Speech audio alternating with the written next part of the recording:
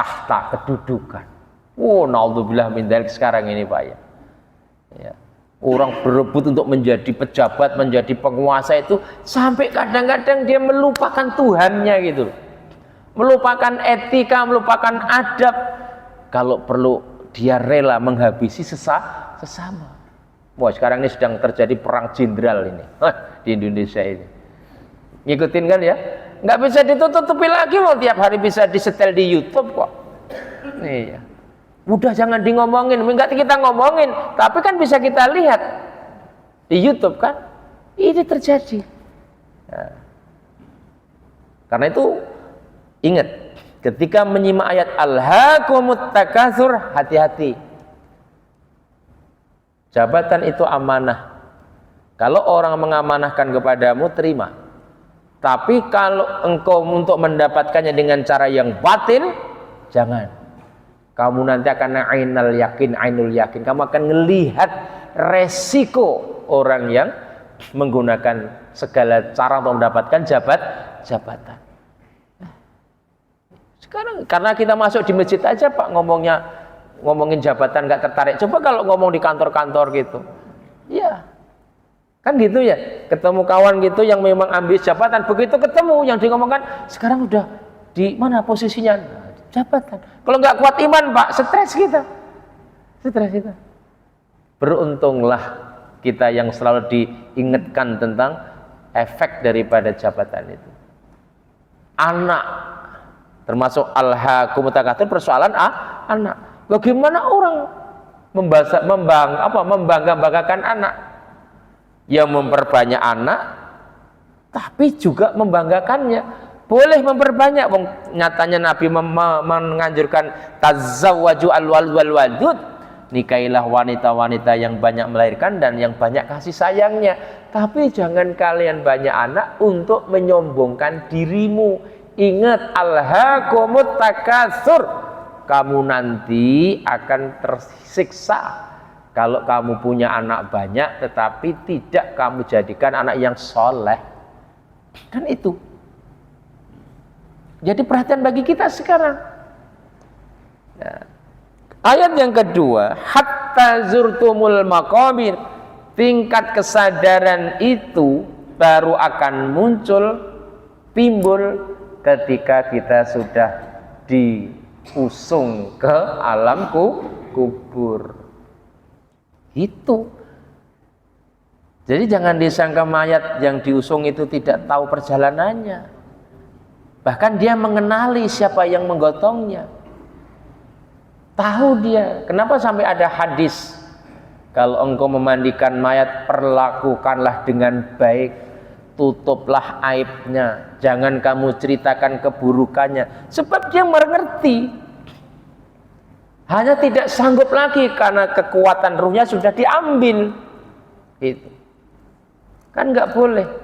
Sampai-sampai Nabi Rasulullah Shallallahu Alaihi Wasallam ketika ada orang Yahudi meninggal diusung, digotong, itu pun Nabi langsung berdiri. Para sahabat komen, ya Rasul, itu yang meninggal Yahudi. Ya walaupun Yahudi manusia juga. Ya jangan disangka walaupun Yahudi gak akan diproses, sama saja. Itu. Kesadaran itu baru akan muncul semakin baik nih ya, apabila sudah hatta zurtumul maqabir, sehingga kamu akan masuk ke dalam alam kubur. Saya demi Allah Pak, kalau membaca ayat ini, ngerenungi malam begitu ya, ada ketakutan memang. Ya Allah, gimana ya kalau misalnya nggak ada lagi kesempatan berbekas, meninggal gitu. Ngebayangkan liang lahat saja sudah ngeri loh Pak. Tempatnya sempit, gelap, ditimbun tanah. Iya kalau anak-anak kita solehah, tertolong kita. Lah kalau enggak, pernah nggak ngebayangin gitu kita mati, anak kita nggak ada yang soleh, naudzubillah, tsumma naudzubillah min dzalik. Sebuah kehinaan yang luar biasa. Makanya sekarang kita harus kembali lagi Pak. Yuk kita pandangi anak-anak kita. istri-istri kita. Ya. Memang kita bukanlah orang-orang yang soleh, belum soleh, tapi kita menuju kesolehan. Anak-anak kita ajak, jangan pernah bosan.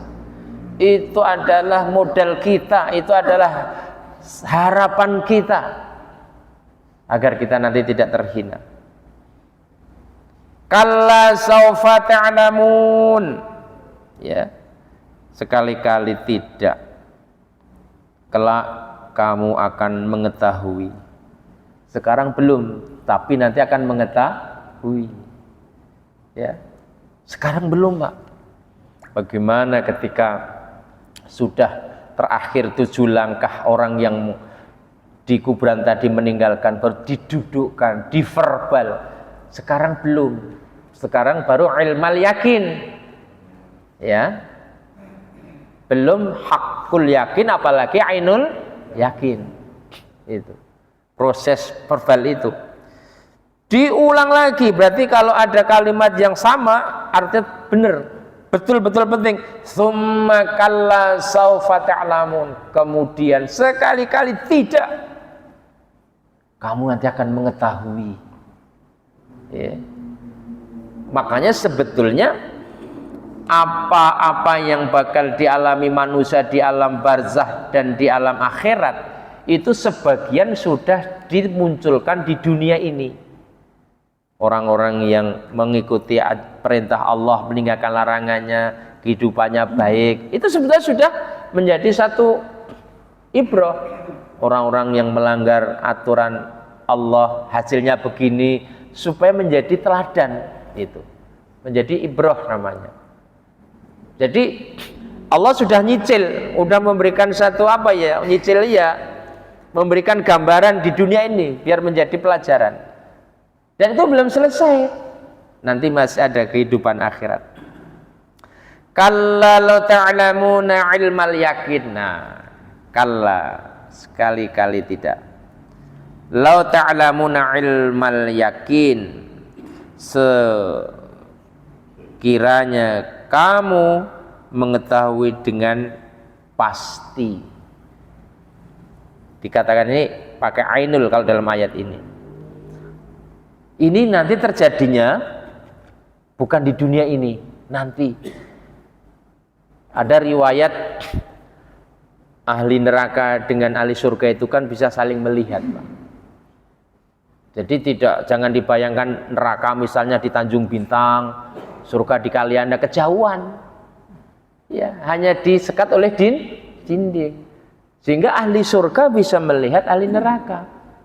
Ahli neraka bisa melihat ahli surga. Ya. Bahkan orang-orang sama ahli surga juga bisa berdiskusi. Ya.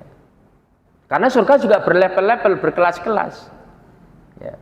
Misalnya nanti yang sering saya katakan, ada yang bertanya, Mas, memang nggak pakai mas lah ya, akhi. Ya, memang orang Jawa di surga. Ya gampangnya ngomong lah, Mas, kok sampean bisa masuk surga itu kenapa sih? Dulu ngapain kamu? Gitu. Nah, oleh ahli surga tadi dijawab,